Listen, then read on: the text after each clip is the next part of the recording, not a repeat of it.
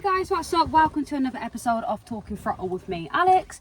If you can't see, and if you are listening to this on, say, Spotify or Apple Music, you'll notice I'm in the car. And you may think, well, is she in the car today? Well, there's a very simple answer, actually. It is now Tuesday. It's 10 minutes past 3.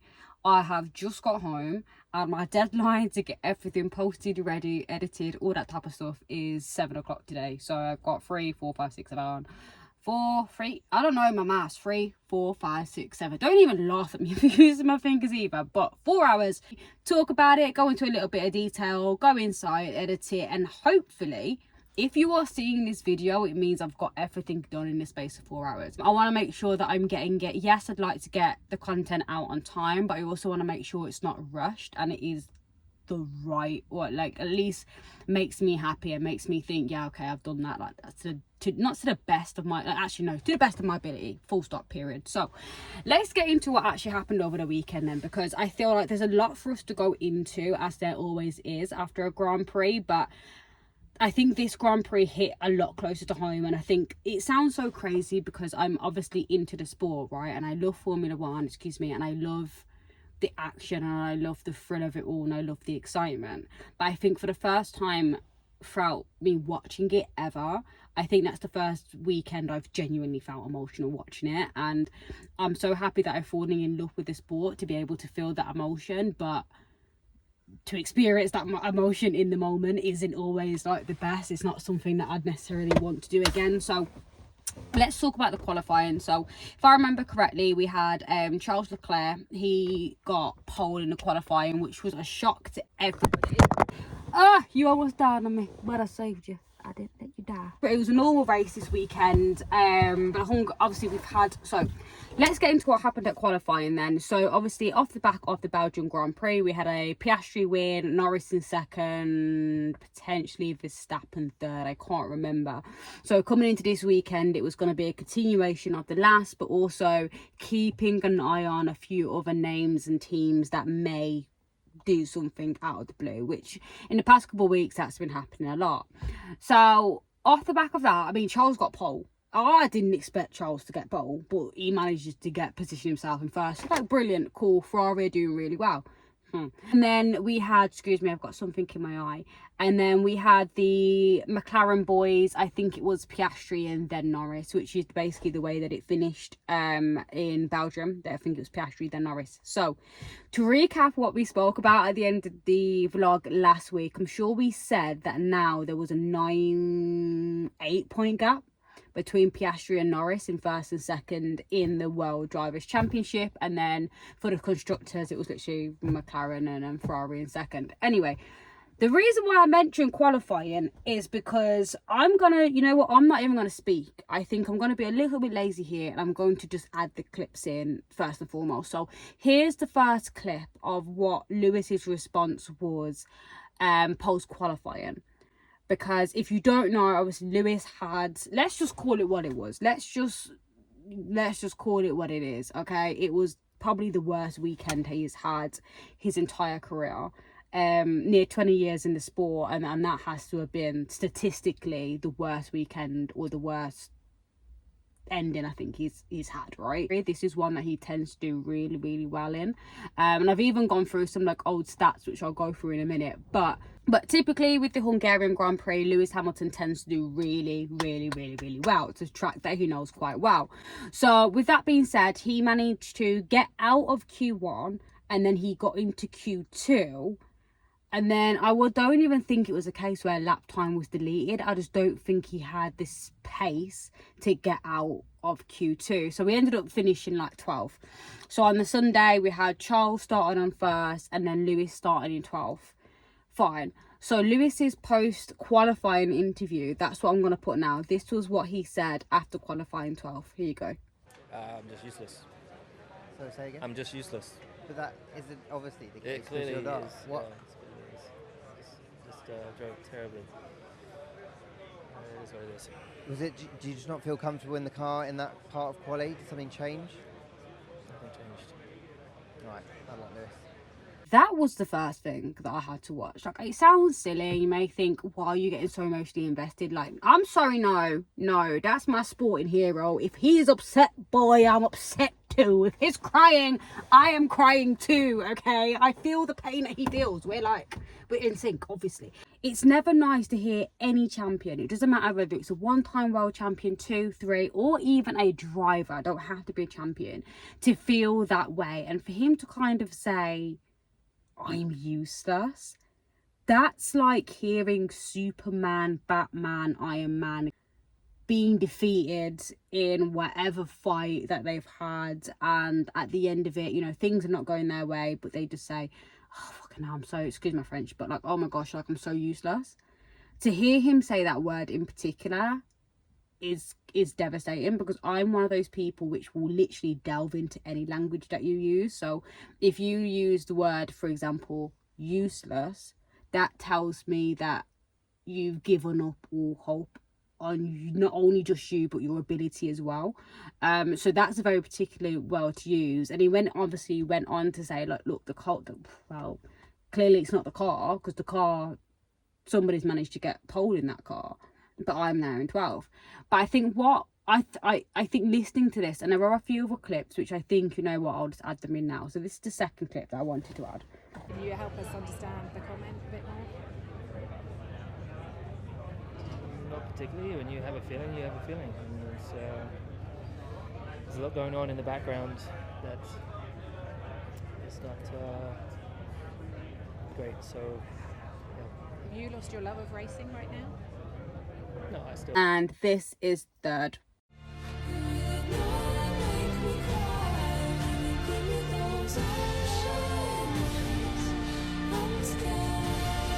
Can tell that he's been so hard on himself. You can actually see it. Like, for him to turn around and say, well, clearly the car's not the issue, I'm the issue, look, the car's managed to get itself into first place. But I think what he needs to bear in mind, and I think it's something that all fans, or all Lewis fans are thinking anyway, is that Charles has been with Ferrari since the start of his career. So we're talking, he's been there for years. Yes, because this is me thinking in my head, because Seb was still driving. So I want to say 2018, 2017. So let's say it is 2018, right? So 7 years he's been in Ferrari. Yes, it takes me that long to do my maths. You better mind your business. But the point I'm trying to make is that Charles has been with Ferrari for 7 years, which means he is, over that 7 year period, he's become more familiar with the car. Like, literally, Charles has never drove for anybody else. He's only drove for Ferrari. So he's a lot more familiar with the way that the car is set out and the way that it needs you to drive. So different cars in Formula Ones, yes, okay, they're all F1 cars. But even if you look at, like, this sounds so small, but even if you look at, like, the Lego models of the cars, or if you look at the cars closely in real life, they're all very different, which means that because the car itself is different, I'm sure you can imagine, like, it takes a different style of driving each particular car. Now, for Lewis, who's been with Mercedes for about 12 years, for him to be so used to the controls in a Mercedes car, he needs to go to Ferrari, who already have a car. He then needs to adapt himself to that car. Not to mention, you've got the new everything regulations coming in for next season, which means that Ferrari are going to have to start, every team's going to start their car from scratch again anyway. So the truth of the matter is, Lewis is in a little bit of a was it a rock and a hard place? I don't think that's the saying, but that's the saying I'm going to go for anyway. He's in a bit of a tricky one right now. But I think the most disappointing thing to come out of all the clips that I've just showed you is that it's a lot of self-doubt, and it's a lot of there's a lot of stuff going on in here.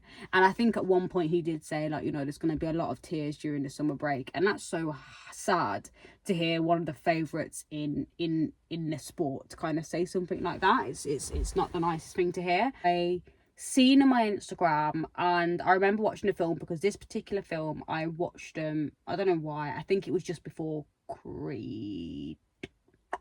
I think Creed 1 or 2 was coming out, and I decided, let me watch all the Rocky films. And I seen this clip on Instagram, and it literally resonated with me, considering the weekend that Lewis has just had. So I'm going to add this clip in here, but this This clip came to mind. Here you go. It is weird if you don't believe in who you are. I don't believe in myself no more. Don't you understand? What if I don't believe? That's it. He's finished. It's over. That's it. I'm afraid. All right? You want to hear me say it? You want to break me down? All right, I'm afraid. For the first time in my life, I'm afraid. I'm afraid too. There's nothing wrong with being afraid. There is. For me, there is. Why, you're human, aren't you? Look, I don't know what I am. All I know is I'm a liar. And because of that, Mickey ain't here no more. You were a champion, and you did what you were expected to do. And you did what I and everybody else thought you should do. And you want to tell me that those fights weren't real? That you were carried? Well, I don't believe it. It doesn't matter what I believe, because you're the one that's got to carry that fear around inside you. Afraid that everybody's going to take things away. Afraid you're going to be remembered as a coward. That you're not a man anymore. Well, none of it's true. And it doesn't matter if I tell you. It doesn't matter, because you're the one that's got to settle it. Get rid of it. Because when all the smoke is cleared and everyone's through chanting your name, it's just going to be us. And you can't live like this. We can't live like this. Rocky is about to train for a new fight. And he's at that point where, yes, he's a champion, but he's scared. And his fear is then getting the best of him when it comes to his relationships, his friendships, whatever, all the type of stuff. And his wife has to go up to him and say, what's wrong with you? And then he gives like an answer, and it's like, I'm scared. The family, I've got to think about what the family did. And then she sits there, and this is what I love her as a character. But she says, no. What's the truth? Tell me the truth, because you ain't telling me the truth right now. And then he goes on again, and she's like, Everything but the truth. What's the truth, damn it? I'm afraid. All right? He stands there and she listens to him, and the words that she says back to him in that scene are the scenes that I wish I could say to Lewis Hamilton to his face. Like, you're a champion. The decisions that you've made to get you to the position that you're in now, we supported you through that because we thought it was a good idea. Not to mention the fact that you don't just go to sleep one night, wake up the following morning, and then forget that you've got the abilities that you have.